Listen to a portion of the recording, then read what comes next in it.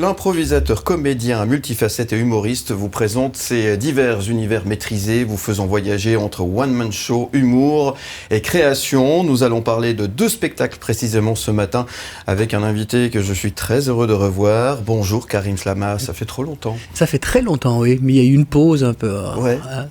Oui, c'est vrai, une grande pause. Il y a une grande pause pour tout le monde. Ouais, comment tu vas ? Oui, pas mal. Ouais, pas mal. Vraiment très content de t'avoir autour de cette table ce matin. Nous allons parler de L'Évadé et de Monsieur. C'est 2 seuls en scène, 2 spectacles que tu joues simultanément ou presque. J'y suis arrivé. Oui, exactement. J'ai eu pas mal de spectacles cette saison qui se sont repris et c'était plutôt pas mal. 4 spectacles différents, dont L'Évadé, créé en 2018, où je ne parle pas. Où je fais l'imagination d'un personnage qui est à l'intérieur de la boîte crânienne d'un homme paralysé.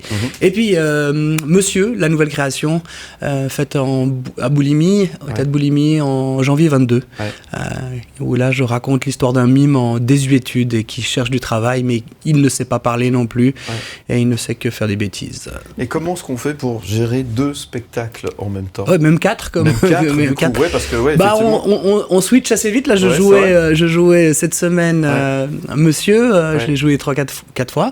Et puis là, on attaque 4 fois L'Évadé. Alors, il faut se remettre dedans. J'ai jusqu'à jeudi pour L'Évadé. Je l'avais joué en janvier 2022. Donc ça fait une année que je l'ai pas remis, mais heureusement il n'y a pas trop de texte. J'allais dire il faut une sacrée mémoire, mais non, la mémoire du corps elle va pas mal encore, donc à part que ça fait un peu plus mal chaque année. Ça c'est l'âge, ça. C'est l'âge, ça. Mais ça se voit pas, tu es resté jeune. Donc oui, c'est un vrai exercice de style, de pouvoir switcher en quelque sorte entre des scénarios qui sont opposés, complètement différents aussi, même dans la manière de présenter. Ouais, alors j'ai la chance d'avoir vraiment cette mémoire, il me semble, qui revient relativement vite. En revanche, ce qui est important pour nous, c'est de revenir à l'essence de ce qui a été dirigé, c'est-à-dire de ne pas perdre la sincérité du personnage et d'être influencé. Par exemple, Monsieur est beaucoup plus burlesque que L'Évadé, donc de ne pas tomber dans un piège comme celui-là. Mais en même temps, j'aime beaucoup revenir à des spectacles, on les regarde différemment, on est presque des fois un tout petit peu spectateur de ce qu'on est en train de faire, on redécouvre les choses avec de la spontanéité aussi, ce qui est très agréable.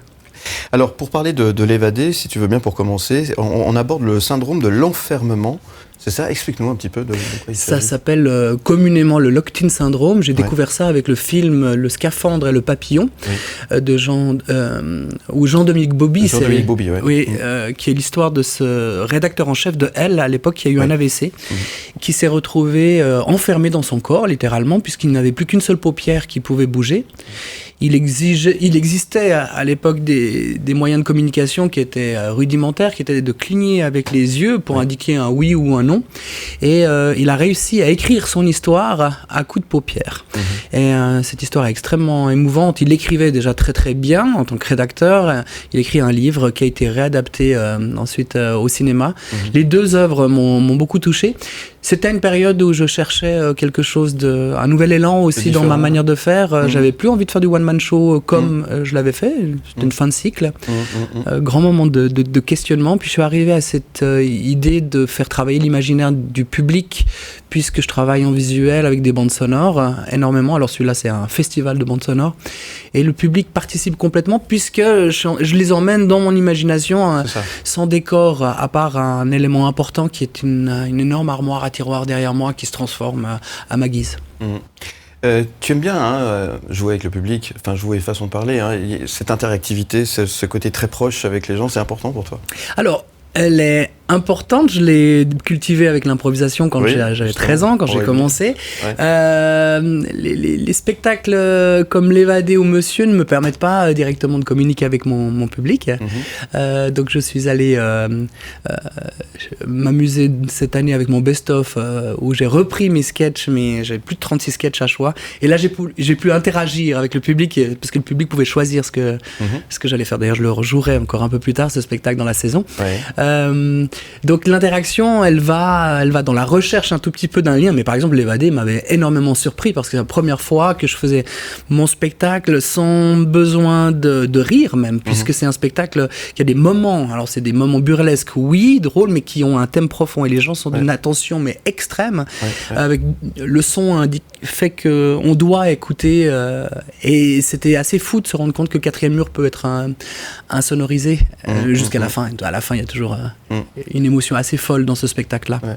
Le retour que tu as des gens justement qui viennent te parler après ce spectacle. Ça doit être intéressant ça quand même. Après l'Évadé, il y a beaucoup de larmes, des gens qui me remercient fortement parce que j'aborde ce thème avec beaucoup d'humour, parce que le personnage que j'incarne n'est que l'imagination, et l'imagination, elle est normalement assez joyeuse. Surtout l'imagination de ce personnage qui, à la base, l'homme qui a cet AVC est un dessinateur de BD, ce qui légitimait mon personnage très cartoonesque. Et donc on passe de rire d'un bon moment et en même temps se rendant compte que c'est le drame de quelqu'un qui est enfermé. Mais j'ai voulu vraiment m'appuyer sur une note d'espoir à chaque fois, parce que toute la littérature que j'ai pu lire et les gens que j'ai rencontrés arrivent à trouver une forme de bonheur, pas tous, mais quand ils y arrivent, c'est assez dingue.